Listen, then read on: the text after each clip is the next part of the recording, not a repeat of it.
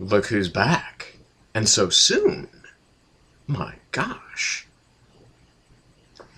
I know that you're thinking there's a rift in the time-space continuum that I, James Donnelly, have come back to vlog again so soon.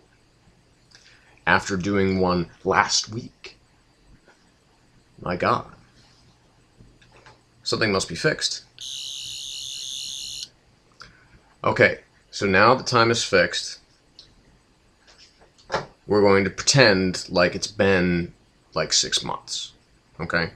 So, because what I am here for right now, and probably over the next couple of days, will be our journey together as I walk through, and I kind of talked about this in the last kind of welcome back vlog that I did, which is we'll be talking about on ScreenCrush.com, which is, I think, a sister site to Comics Alliance. They did the ranking of the Marvel films, the modern Marvel films from worst to best, 29 of them. Now, I believe that there were some that they overlooked, and there are some that I haven't seen. Well, actually, really, there's only one that was on that list that I haven't seen. Because I wanted to make it an even 30, but lo and behold, I could not. I think so. There was 27, I think, in that list. So I wanted to make it an even 30, but I haven't seen one of those films that was on that list. So I figured, well, I'm going to do 29 through 1. Now, I'm not going to do this all in one night because that's just going to be too much of a bear. Inspired by that list, I decided to make a list of my own that kind of reflects what is at ScreenCrush.com. It's not a mirror, that's for sure, because there's some stuff that they rank higher that I would rank way lower. There's some stuff that they rank low that I would rate higher, and so on and so forth. So, but not much. Pretty much what the bad shit is, that's the bad shit. Now, these are films that, going back to, I want to say 1998 or 1997, which I believe is the beginning of the modern Marvel Cinematic Era. Not the Marvel Cinematic Universe. These are just films that have, by and large, the Marvel imprint, if you will, on them. Or if they didn't start that way, they ended up having the imprint later. So that's what we're going to talk about. And so I'm going to work my way up to from 29 through 21. So that we'll kind of do almost 10 per day. We're just going to do 9 today, which are from the bottom of the barrel to just not good films, in my opinion. So let's get on with it. So we're going to start with number 29, what I believe is to be the worst film that has ever had the Marvel logo on it and is associated with any Marvel films, and I truly believe is one of the worst films ever made. And that is X-Men: The Last Stand. Now, for those of you who haven't heard my personal theories about this, now this came out in the summer of 2006. My personal theory about this film is that if you haven't seen it, good. Because if you kind of skipped over this film to maybe get to like X-Men First Class or I mean, even X-Men Origins Wolverine. You're a better human being for doing that. Because this film, written by Simon Kinberg and Zach Penn. Zach Penn is a huge hack, with the exception of the work that he did on the great sci-fi show Alphas. And Simon Kinberg, kind of hacky, but he's also done some good stuff. So I mean, he's very hit or miss. And of course, directed by Brett fucking Ratner, who is pretty much all miss, with the exception of Rush Hour, which I thought was fun. There's certainly nothing going on in his oeuvre to warrant any kind of serious consideration as any kind of artist. And believe me, he's tried to achieve that. So anyway, so with X-Men: The Last Stand, you have that combination of two of the most influential, certainly what many people consider to be the greatest comic book story arc of all time, which is the Dark Phoenix saga, and one of the best and, dare I say, most important story arcs of the modern X-Men era, which is Joss Whedon's Cure arc. And they tried to combine these two very important storylines into one film, and to make it shorter than either of the previous films. Now again, going back to my personal theory about this film, is that Tom Rothman, who is the head of production at Fox, he has a notorious history of being a Weasley motherfucker, who was the head of production at Fox during that time. And, I mean, we know how Fox loves to run franchises into the ground. We've seen that time and again. Die Hard, Aliens, Predator, I mean, all of these, once, great, franchises, and that's just kind of start off with. But anyway, moving along. When Bryan Singer said that, no, I want to go do kind of this, kind of passion project over at Warner Brothers and make Superman Returns, that he was planning on returning for directing the third X-Men film, Tom Rothman basically kind of, in my opinion, kind of just said, fuck you. We're going to ramp up production really quickly on the third X-Men film. We're going to get a new director, and we're going to basically fuck with everything that not only made the first film really good, but the second film great. And we're going to reduce it to essentially what is a very kind of product-oriented sequel, in the sense that it's just product. They're just putting out a movie rather than having it mean anything or say anything. Like, I mean, the first X-Men film didn't say a whole lot, but the second film said a lot. There's a lot of subtext to it. And so they decided to just make this very kind of workaday film in which they just would basically put out something that would run up against Superman Returns, just out of petty bullshit. That's what I personally believe. I don't know if it's true or not, but that's what I personally believe, because how else could they have so horribly fucked this movie up? I mean, everything's bad in it. Every performance is bad. I mean, the one thing that I point to is you can tell it gets incrementally worse each time that Wolverine cries. And because I think he cries at least twice. There's at least twice that he cries. Maybe 3 times. The first thing that kind of fucked it up for me was the killing of Cyclops. It was like, okay, so basically there's not even going to be a contest here anymore. That we're removing the leader of the team in favor of Wolverine. We're not even going to fuck around. We're just going to make this all about Wolverine. And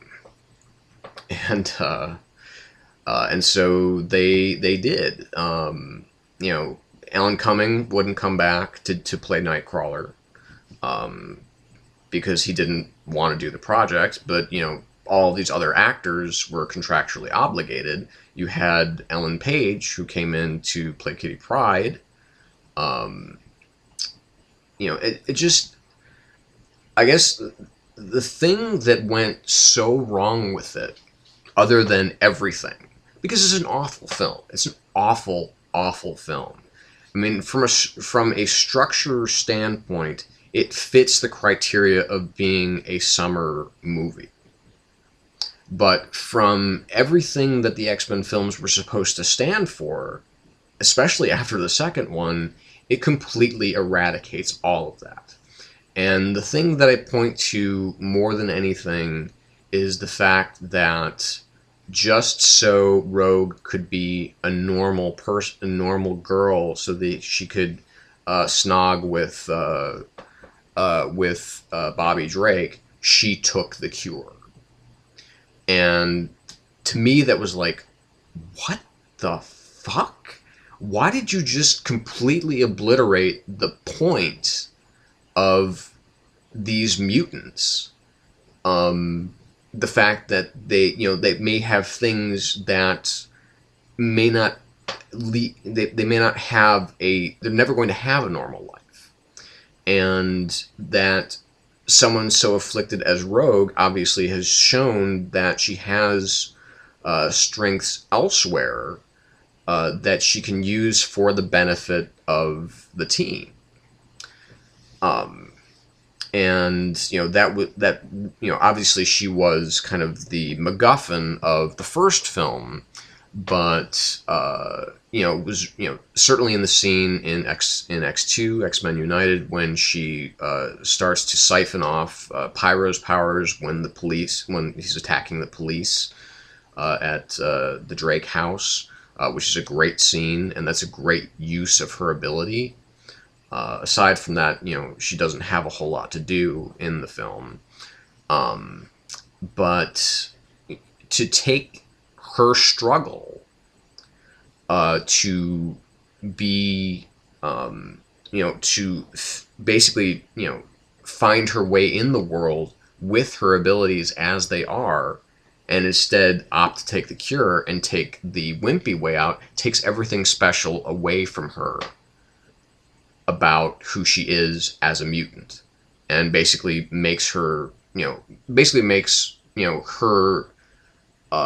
her existence in the X-Men universe perfunctory.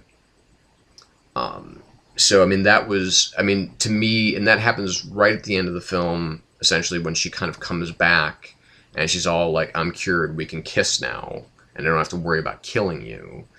It just put the final nail in the coffin. First of all, the film looks crappy. The special effects look like shit. They're obviously very rushed. The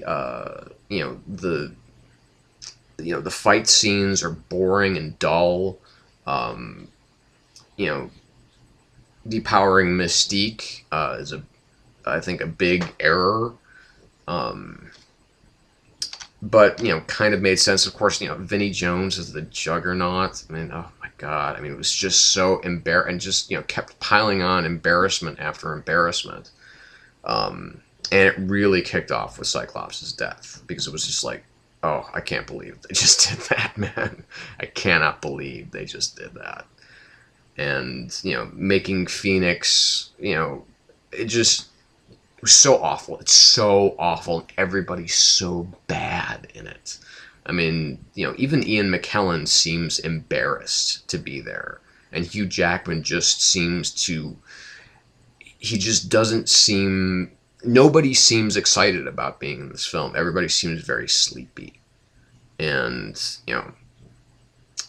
a shit film. It's a really, really awful film, and I can't say, you know, I think one of the things that makes it the worst is because of all of these films that are on this bottom 9, it's the one that I remember the most clearly, because I remember every single thing about it that I hated.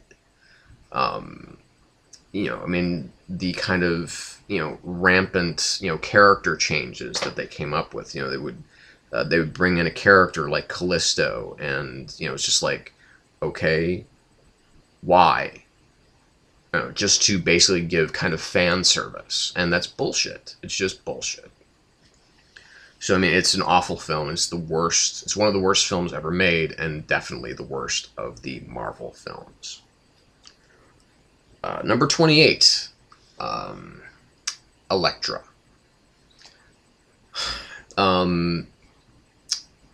Also written by Zach Penn. Directed by, I believe that was Rob Bowman, who is a longtime director of episodes of the X-Files. Directed the first X-Files film, Fight the Future, or subtitled Fight the Future. And also directed films like Reign of Fire with Christian Bale and Matthew McConaughey, which is a really interesting film. It's not a great film, but it's very interesting. And this was just, obviously they wanted to spin off of, not only the relative success of the Daredevil film, but they also wanted to spin off of the momentum that Jennifer Garner's career had at that point in her life. Was that she was still on Alias, and she was still very much known as like a real ass kicker and everything like that, kind of a sexy ass kicker. And I mean, so the idea was there, and they introduced kind of the concept of the hand. But the film is it's just a stinking hot mess. It's one of those. It was so dull and so boring and so totally, utterly forgettable that I couldn't tell you what exactly happens in the film. I mean, I would literally have to go back and like IMDb it or Wikipedia it to remember certain parts. I know that Goran Visnjic was in it. I know that there's a child that's involved in this somehow. I remember the opening scene. The opening scene was kind of neat. Just because of the way that it was shot and everything like that. And showing kind of her assassin skills. But how we got from, she's kind of a, badass, kind of, martial artist, with size from the Daredevil films, because she's not a full-fledged ninja or anything like that at that point. I don't remember how it got from one point to the other, I think, other than maybe the influence of the hand. So, again, I mean, it's a terrible film. I mean, and Jennifer Garner's bad in it. I've never been really that impressed with her acting skills anyway. But just, it was so uninteresting and so totally not compelling at all that, this is the place that it goes. So, wow, bad film. Number 27, Fantastic Four. Now, this is what I was talking about. I have not seen Fantastic Four: Rise of the Silver Surfer, because this film was so awful. Most of the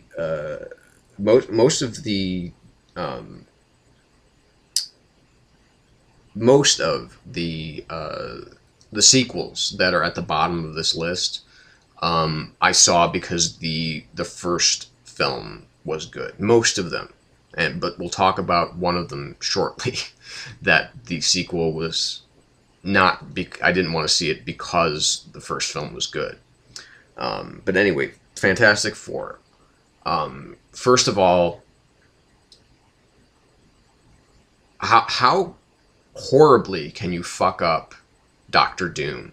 I mean, he's arguably the greatest villain in the Marvel universe. Arguably, I mean, there are you could make a case for so many different villains, but Doctor Doom is it's right there in his name, and he's there's he's kind of like the gold standard for the Marvel villains. Constantly soliloquizing, and just talking to himself. I mean, just about how superior is, always referring to himself in the third person, so on and so forth. And the thing about this film is it's got some good people in it. Ian Griffith, who I think is a good actor. Chris Evans, obviously a terrific actor. Michael Chiklis, Vic Mackey, come on, man. I mean, he's got the stuff. Julian McMahon. I loved Julian McMahon in Nip Tuck. He's a really, really good actor. But he's just, I mean, the film just falls so flat on so many levels. A lot of it is due to Tim Story, the director Tim Story, is his kind of lack of any kind of specific vision of what he wanted this film to be. Aside from being an origin story, being a very, kind of base origin story. And, having, being able to show off some neat special effects. So that, obviously fucking up Doctor Doom, that's part one. Part two, the casting of Jessica Alba. She's bad in everything. I've never seen her in a film that I've enjoyed her performance in, that I've enjoyed seeing her in, that I've even enjoyed looking at her in. I know that she is, one of those women that men look at and just like the tongue just kind of rolls out of their mouths like a Tex Avery cartoon. But to me, I don't get it. I don't see it because I think probably because she's so untalented that just seeing her turns me off because I know that I'm going to be watching her do something terrible. Number three, a non-CGI thing. To give the thing practical effects makeup, while an admirable idea, works so horribly wrong in this film. Because it looks exactly like it is. It looks like a bunch of foam rubber that's been painted to look like orange rock. And it looks awful. It looks so bad. So it just seemed like they just didn't, out of the gate, they didn't have the right people with one significant exception. And that, I mean, again, Julian McMahon would have been an awesome Victor Von Doom if they had allowed the character to play as the character. Because, the character is kind of like Christian Troy on Nip Tuck. He's very vain. He's very arrogant. And he's very wounded. So if they played him seriously, if they played him like an actual villain, as opposed to a comic book villain, then they might have had something. But they didn't. They played this film for cheap gimmicks and crap. The only point where this film ever gets interesting is when Chris Evans is on screen. Because him as Johnny Storm, he's kind of perfect. He's so good in that role. I mean, just his attitude as playing this character. He knows this character. He knows who this guy is. And he's, I think, the only character that knows exactly who he's playing. I mean, it doesn't hurt that he's extremely good looking, that he is young, that he's cocky. So I mean, all of these qualities just really surfaced and made him really stand out. Which is, I mean, his performance, it might actually be not as good as how I remember it because everybody else is so kind of just either sleepy or just totally wrong. So it's a lame movie. It's like I said, it's very very very boring more than anything. It's very uninteresting. It's very dull. So major thumbs down on that. Number 26, Ghost Rider. I know this was ranked lower, especially on Screen Crush. This was the worst one, and there are very good reasons for that.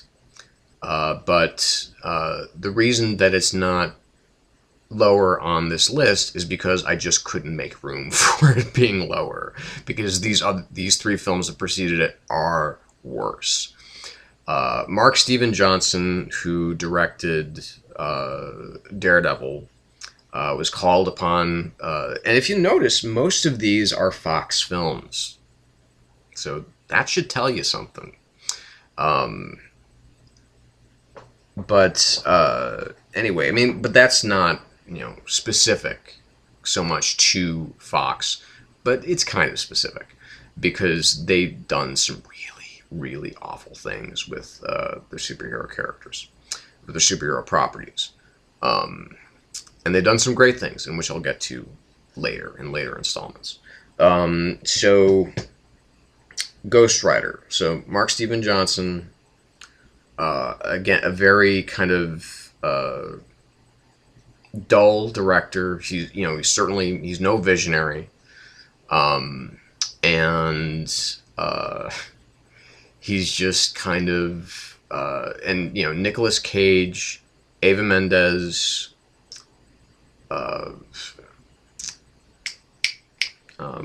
Peter Fonda, Wes Bentley, Donald Logue. They're all talented people, but they're so bad in this film. They're so bad. The film adheres to a certain degree of the origin story, but then it just goes entirely off the rails. Because first of all, you have I forgot to mention Sam Elliott too. Just wow. I mean, again, a bunch of talented people just in an awful film. Because again, it's just so boring. And Nicolas Cage.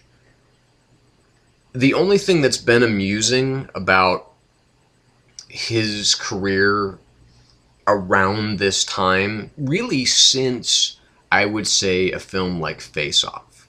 I know that some people hold adaptation in somewhat high regard.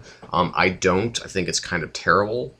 But at least it tried to do something and was somewhat interesting because of its supporting performances. But this film just lost its shit. Because it's like I said, the most entertaining thing about Nicolas Cage, in just about everything, every film that he's done post his Oscar win for Leaving Las Vegas, is that people kind of allow him to go insane on camera.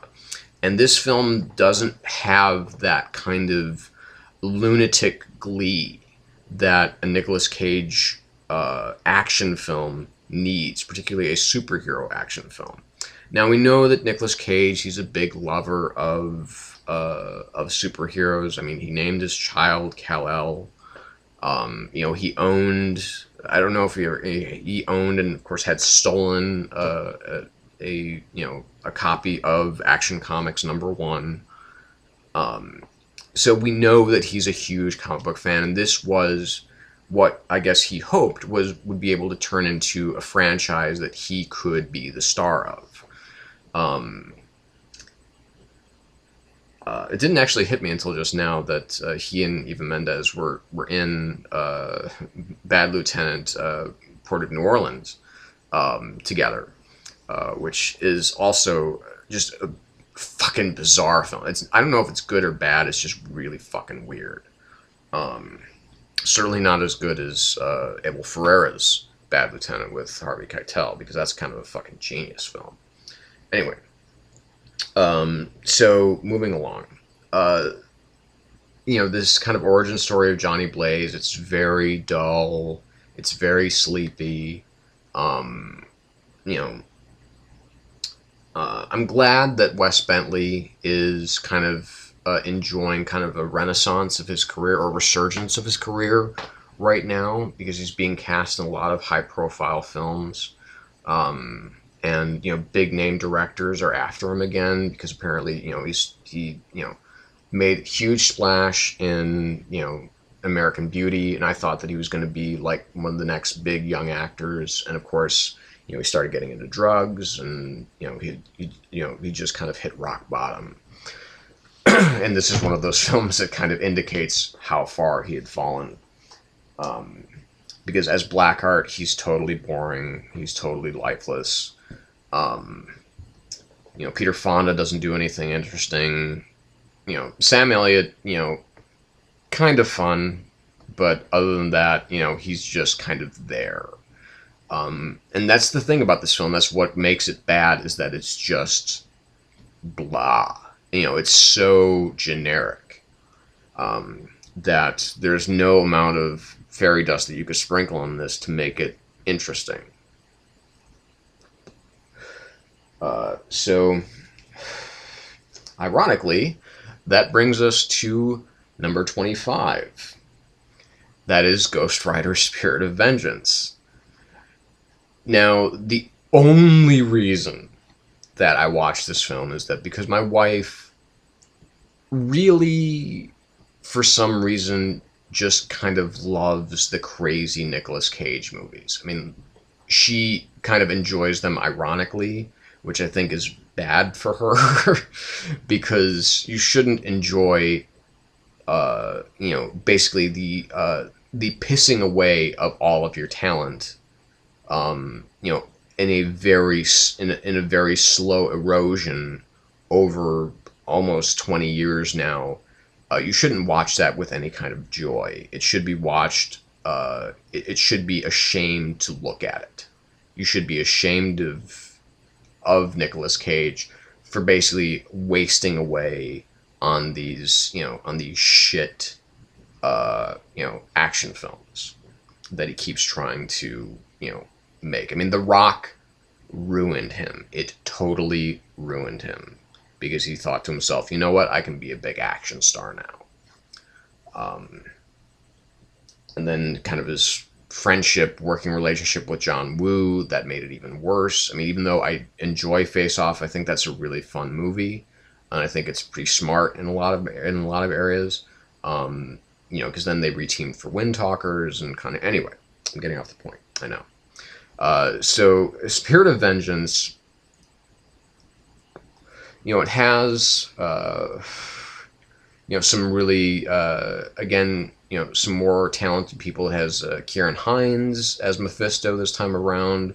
You have Idris Elba. You have Anthony Stewart Head for about 5 seconds. And you get much more of the crazy Nicolas Cage, which is more entertaining to watch at a certain point. You could definitely tell. Now this is a Neveldine Taylor film. Now, these are the guys that made the Crank films, that made Gamer. And so I think that they wanted to put their own kind of unique, kind of gonzo filmmaking stamp on a superhero film. And boy, does it backfire. I mean, in this, the scene that I remember the most, I think that everybody who's ever seen this film remembers the most, is when basically Ghost Rider, when when Johnny Blaze turns into Ghost Rider, whips out his dick and starts pissing fire all over the place. I mean, it's kind of a hilarious moment because it's just like, okay, this film is just so fucking whacked out right now. Because that's why the Crank films kind of work, is because they are so fucking nuts. I mean, there's a scene in Crank 2 High Voltage where, it's this big porn star protest that stops in front of Chev Chelios' car. And, there's Jenna Hayes there. I think Ron Jeremy's there. There's all these, porn actors and actresses that some people might recognize. Not me. But it's, they wanted to bring that kind of level of energy and enthusiasm and strangeness to a superhero film, and it just doesn't work at all. Except in a few moments, where it's like, where you have that that zoom in on Johnny's face as he's, blazing through on his motorcycle, and he's turning into the Ghost Rider, and he's got the that kind of that those looks on his face as he's changing is like, okay, yeah, we get it, but it's enough. I mean, after about 5 minutes of that kind of stuff, it just becomes fucking silly. I mean, and not silly in a fun, good way, but silly in just like everything's going wrong way. So it's just, it's a terrible film, but at least it's a more interesting terrible film than the first Ghost Rider. So it leads us to number 24. And this is a film that will cause this is a film series that will cause some contention amongst my viewers, or anybody who's viewing this, because while being technically, this film has the Marvel logo on it, I don't think that the first one does. And this is Blade Trinity. Now, Blade Trinity, first of all,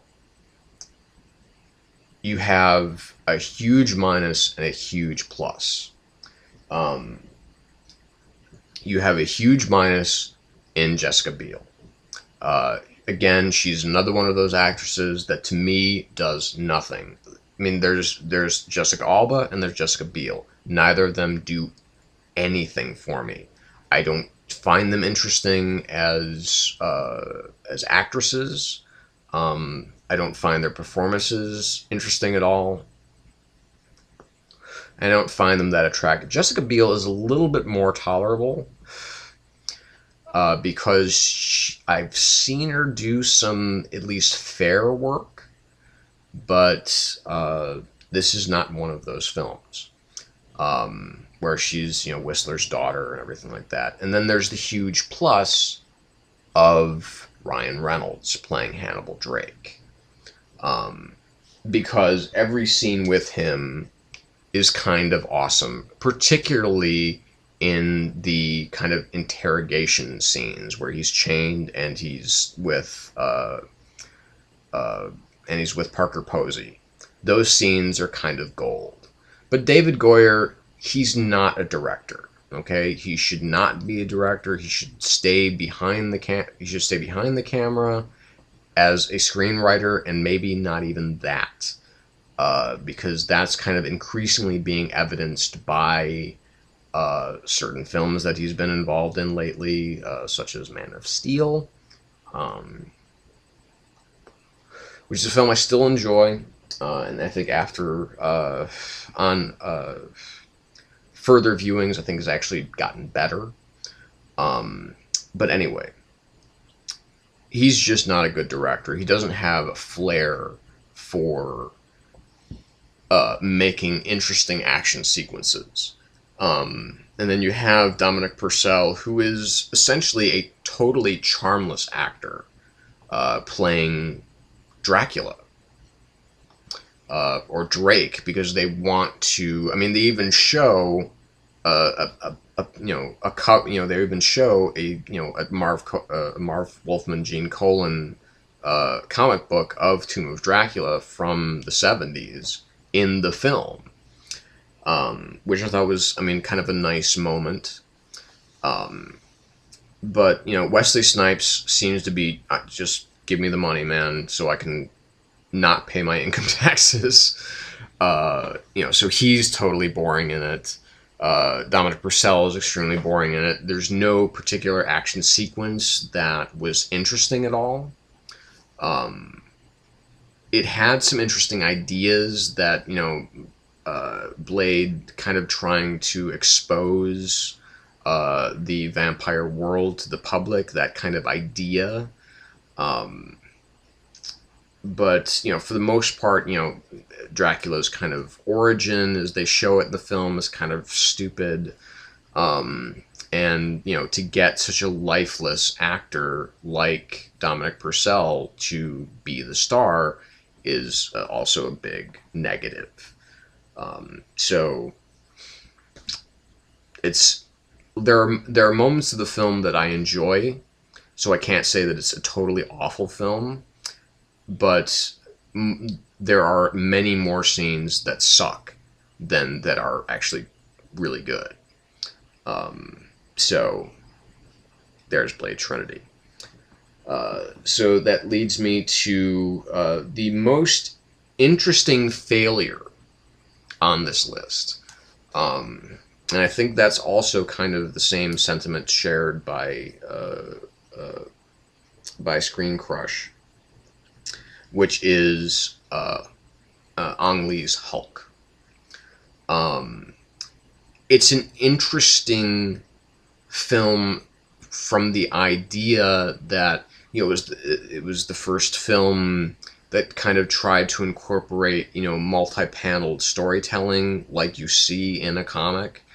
I don't really fault Ang Lee that much for this film, because it was, at least, they tried to do something, and the story that they try and tell is kind of interesting. And there's at least one really extraordinary set piece with the the kind of desert helicopter tank sequence. That's pretty spectacular.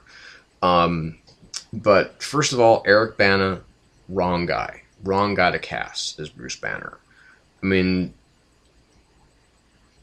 obviously the best representation of Bruce Banner on screen has been Mark Ruffalo, because that really kind of cut to the heart of who the Hulk is, and also allowed Bruce Banner to be, kind of super smart and everything like that.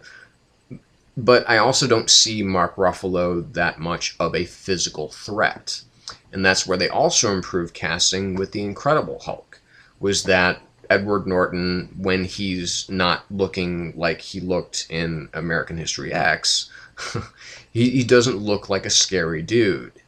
Bruce Banner he's supposed to look and act like a weakling. Now, Eric Bana at least kind of got the acting part of it right. But Eric Bana is a guy that you look at him and he can kick your ass. He doesn't need to turn into a Hulk to do that. And Jennifer Connelly, love you. Why'd you have to have the breast reduction? I'm sorry, I didn't say that. But I can understand why. If it was bothering her back or whatever, which I think is what was happening. Why she had to have that nose job, and that really did not make me happy at all. Because she's a beautiful woman with the nose that she had, so I don't know why she got rid of it, but whatever.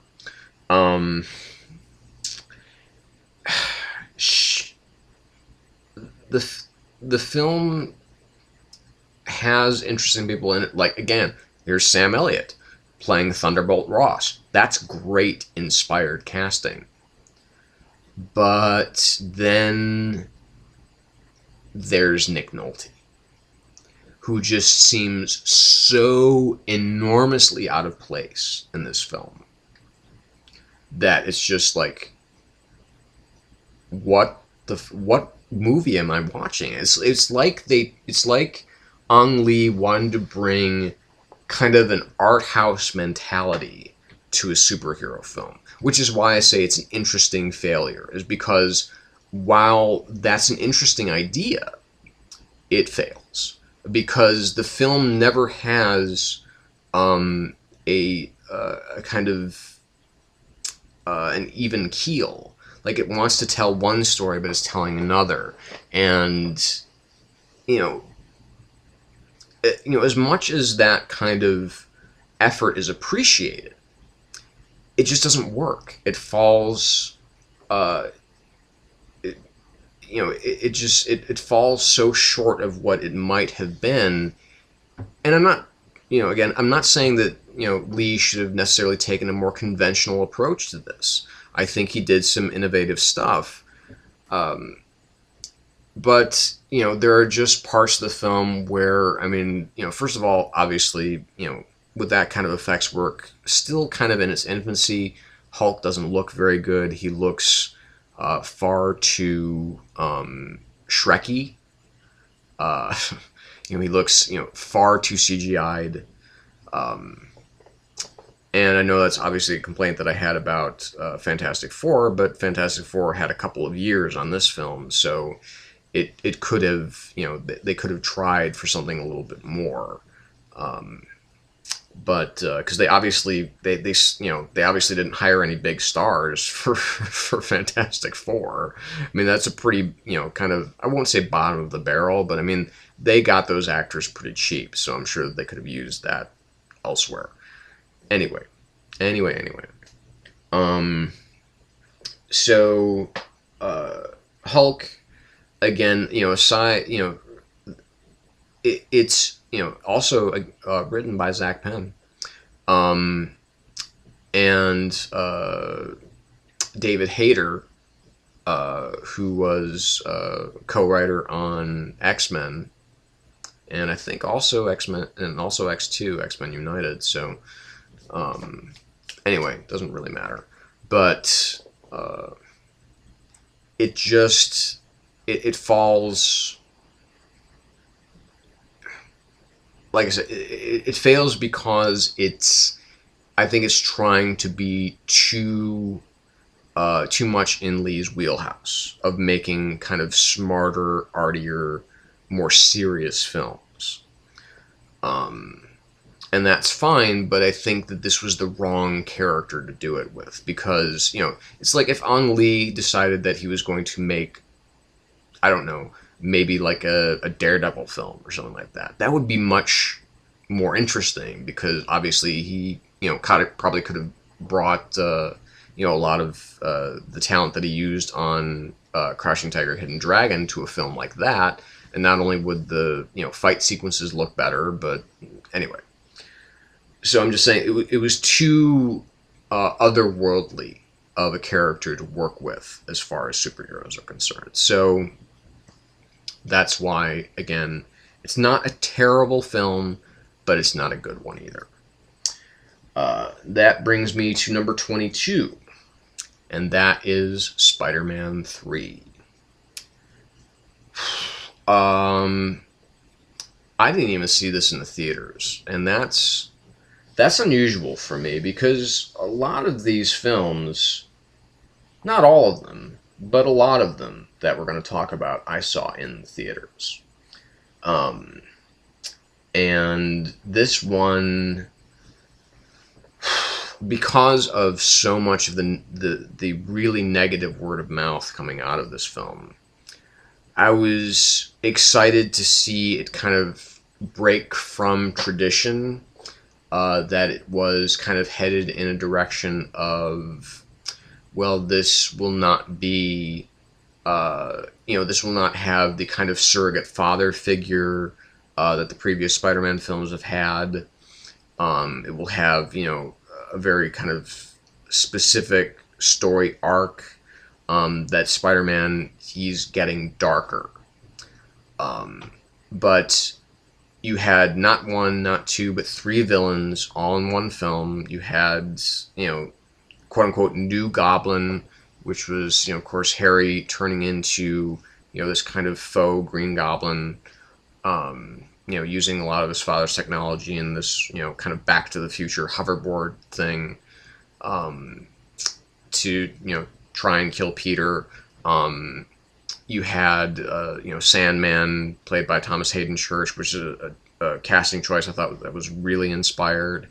And then you had Topher Grace playing Eddie Brock, who would eventually, of course, become Venom.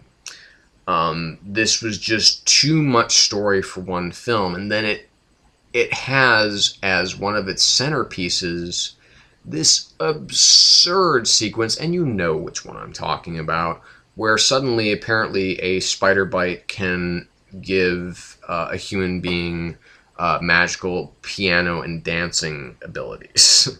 Piano playing and dancing abilities. Because this is something that, if we'd seen, maybe a moment or two in one of the previous films where we see Peter Parker trying to sit there and play the piano, then, that scene in that jazz club would make a little bit more sense. But as it stands, it's just like, what the fuck am I looking at? Where did this sequence come from? And just, in spite of that, the film still ends on an interesting note. It kind of has, this,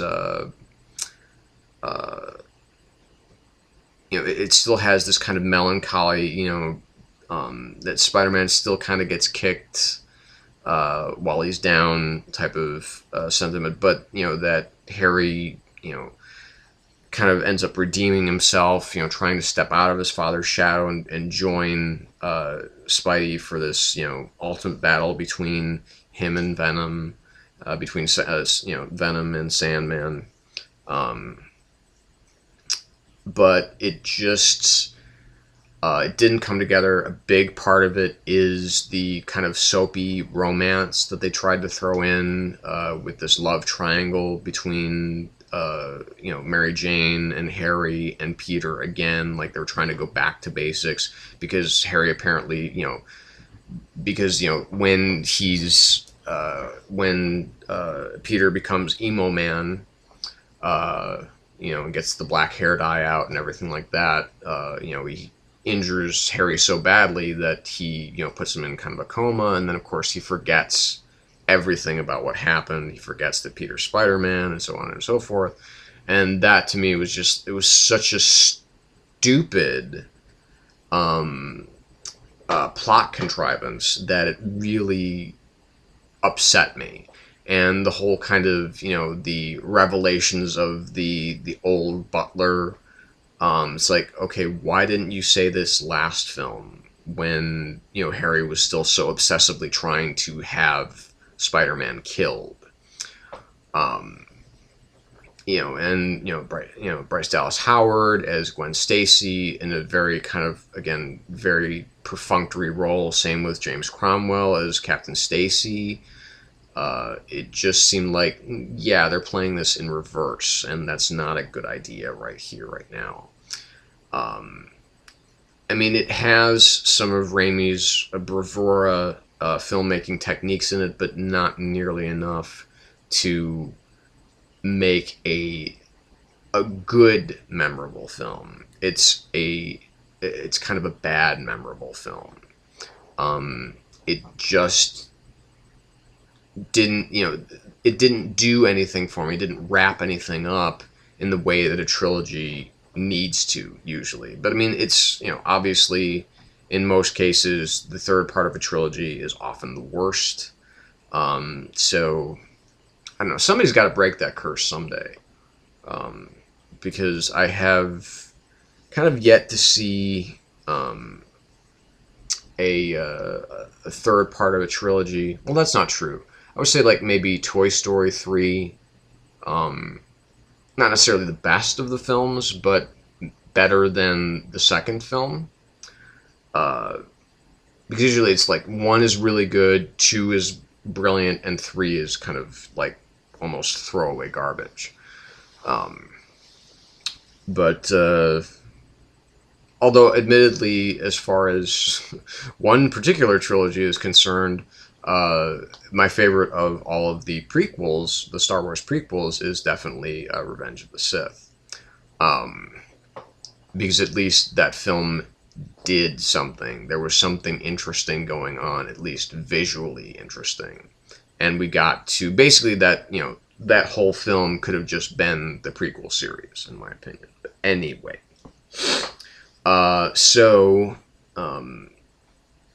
Yeah, and the thing that really killed me about Spider-Man 3 is that it was written by all the same people that were involved in the writing of Spider-Man 2. So it was like, huh?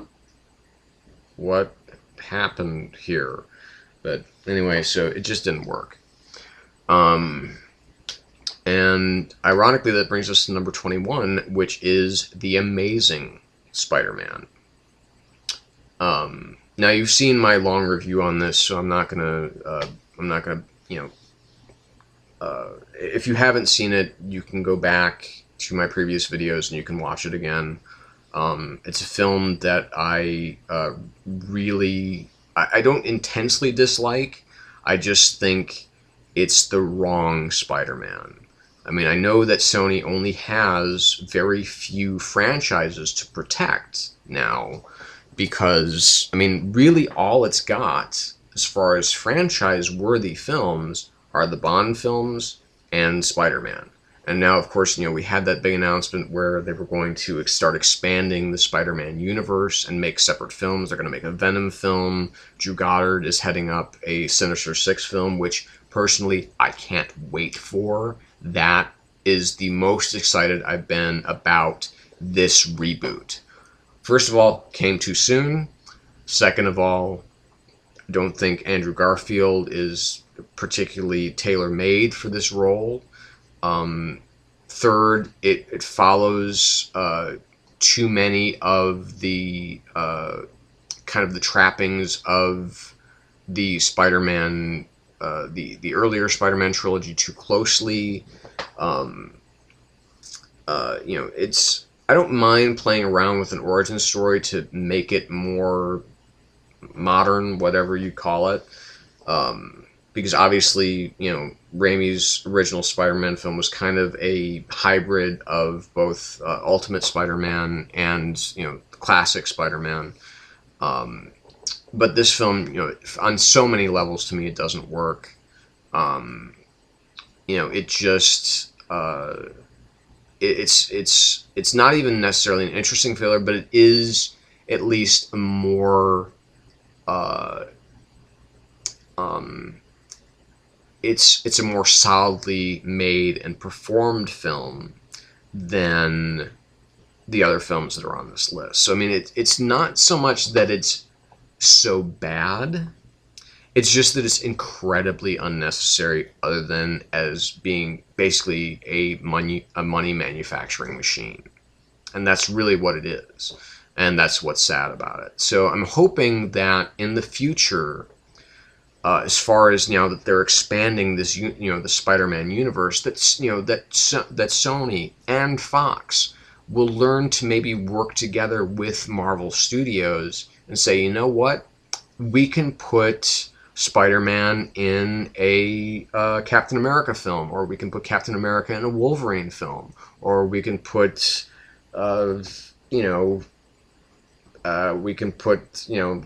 the Daredevil that we're going to be putting on the Netflix series, also Drew Goddard, yay, in a Spider-Man film. I mean, that kind of mentality needs to go forward.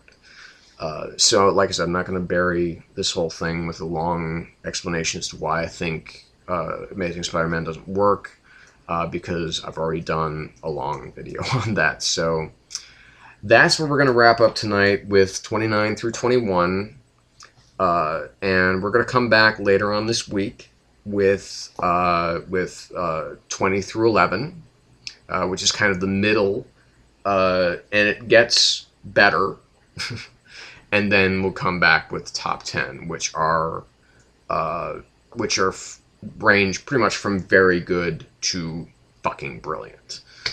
So we've just reached an hour. I'm gonna go ahead and stop it now. But hey, thanks for tuning in again, and don't forget to leave some comments. Tell me what you think about these choices. Tell me if you agree, disagree, what you disagree about. I always like the feedback. That's what kind of we're here for.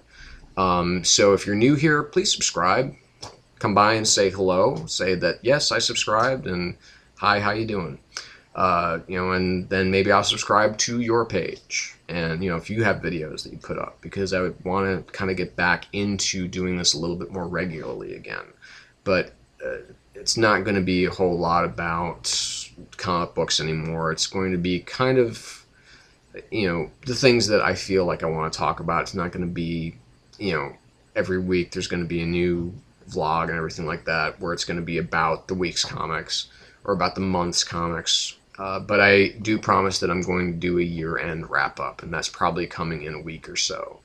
So, because I'm working on putting that together right now. So, again, thank you for watching. Thank you for listening. If this is even still on iTunes, of course, again, love to hear from you. Thumb it up, thumb it down. Let me know what you think. So, thanks for coming by, and we'll see you next time. Until then.